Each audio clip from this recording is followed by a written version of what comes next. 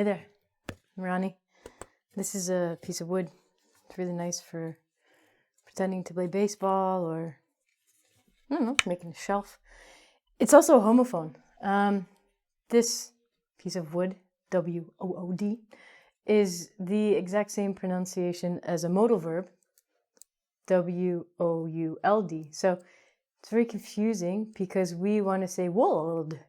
Or would you like to play baseball with me? But actually, the pronunciation is the same as this, would. So, you're going to learn some homophones. And the really cool thing about this is you're going to learn about one of my favorite things in the world, trees. Trees are amazing. And you're going to learn English and about trees in the same lesson. The value of this lesson, it's just outrageous, really, when you think about it. So, let's learn English with some trees. Or one tree, badly drawn. I didn't draw this. I don't know how to draw. Somebody else drew this. It wasn't me. And I definitely love trees a lot, and I do live in a tree. So, this is actually my house, and these are the parts of my house. The outside part of the bottom of the tree is called bark. We'll get to that later. The big, brown, usually brown, part of the bottom of the tree is called a trunk. We have leaves, which is the plural of leaf. Hold on, look at the spelling here. This is crazy. So in singular, we say leaf, L-E-A-F. But when we make it plural, we have to change the F to a V and add ES. And this is just really crazy that English does this. People who made English before said, so let's spell it L-E-A-F, or other words, K-N-I-F, knife, E, K-N-I-F-E.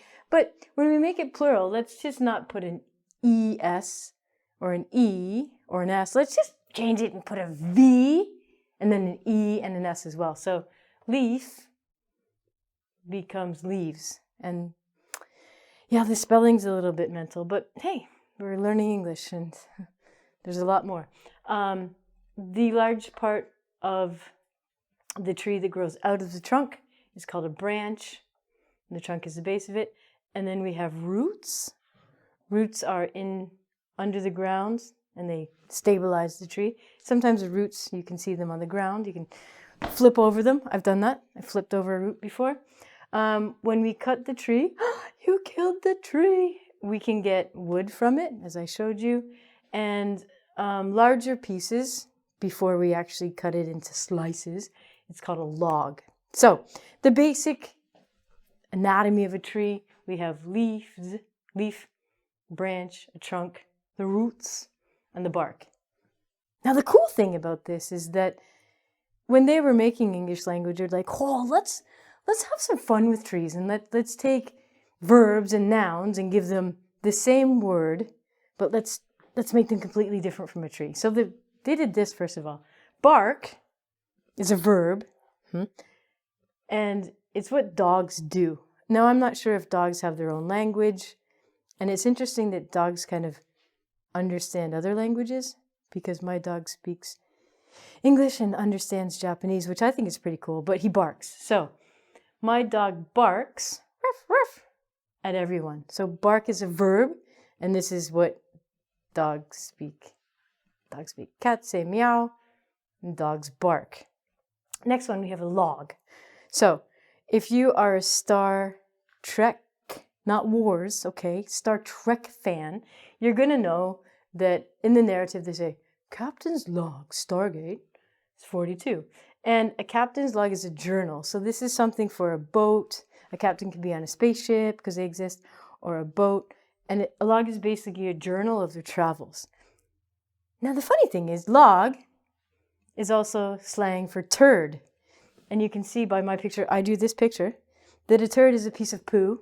Okay, so it's usually a large piece of poo. Maybe you go to the toilet and like, wow, who dropped the log in the toilet? We're not talking about a piece of wood here. This is a big poo or a big jobby. that someone has put in the toilet. And it's funny, okay? Let's go right to this one. Would is also a homophone. As I said, we have this word, W-O-U-L-D. And we try our hardest to say all of these letters, would. You like something. But actually, you don't have to. You can just say would as a modal verb. Would you like a hamburger? Okay? Would is a homophone. As a noun in slang, would means an erection. For men, obviously. We more say morning wood. So a man could wake up in the morning and say, I have a morning wood, darling. And this means that he has an erection. So would has very wonderful connotations at the same time.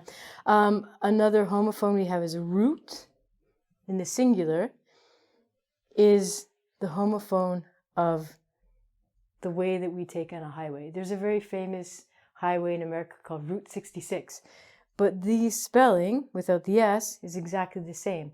So R-O-U-T-E is the exact same as R-O-O-T. Root also has its meaning of its own. It's the bottom part of your teeth, which can make sense, or bottom part of your tooth. You might have to go to the dentist and have a root canal. Oh, it's very expensive, okay? And a root canal means that there's a problem with the roots of your teeth. So trees have roots and so do our teeth. Root also means the source, origin, or basic cause of something. So you might hear somebody say, the root of all evil is money. And you're like, but a tree has roots. But it just has a different meaning.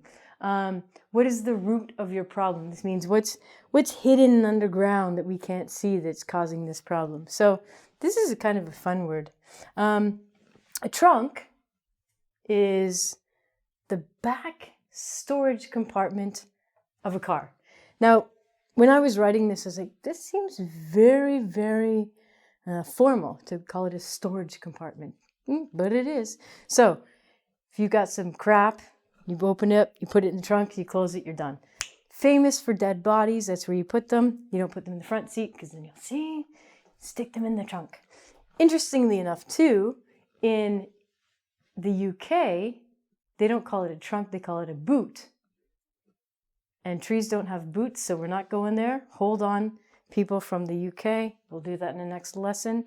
Branch is a local office of a larger corporation. So if we have a wonderful corporation called engVid.com, wonderful, by the way. If you've never seen it, engvid.com, okay? We can say the Toronto branch of engVid, and you think it's a tree, but you can think of it like the trunk is the main part, and then the branch are the other offices that emanate from the one main corporation. That'll work. And this is always fun. Leaf. So the leaf is a noun. It's a beautiful green or blue or red thing that grows off of a tree. And we can use this as a verb. And if you read the sentence, I leaf through magazines. Do you remember magazines? When you went to the doctor's office or the dentist's office, there are these wonderful pieces of pictures and glossy things you don't need, and you can look at them and leaf through them. So if you leaf through a book, it means that you don't actually read it. You just look at it and pretend to read it, make sure it's not upside down, because that's a dead giveaway that you're not actually reading something. But if you leaf through something, it means you look at it quickly. It's in my notebook, okay? Magazines are done now because everyone just stares at their phones.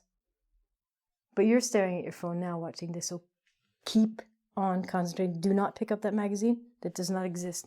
So we can leaf through a magazine, and we can put a leaf in, not on, but a leaf in the table because we need a bigger table. Let me explain. Growing up, I had a family. We had dinner, and we ate dinner at a table. I know that's shocking, but it's true. And we had 4 people. We sat around the table, ate. That was fun. Sometimes other people would come to our house and the table wasn't big enough for our guests. So we had to expand the table. Pull one side, pull the other side, and then we put this other piece of wood in the middle. Voila, we have a bigger table. This piece of wood that extended the table, guess what it's called? It's called a leaf. So my parents would say, okay, put the leaf in the table. We need a bigger table. So it's an extension of the table. Be careful with your prepositions at this point. If they said, hey, Ronnie, can you put the leaf on the table? I would have to go to the tree outside and get a leaf and put it on the surface or on top of it. So be careful with prepositions. If you have to put the leaf in the table, you're extending the table. But if you put something on, like the book, it's going to be on top of something, on the surface of it. So I really love this one. This one's fun because it helps you remember 2 things. First of all, leaves this crazy spelling. And it really is going to help you remember this verb. So in the present tense, we have I leave tomorrow. But remember, if we have he, she, or it, you have to make it plural with an S. So you have to say he leaves tomorrow. Look at that. That's the same word. So the leaf leaves tomorrow. It's going to drop. You can now make as many wonderful jokes about leaving and leaves and trees as you would like. But let me leave you with my personal favorite from grade 3. I'm going to make like a tree and leave.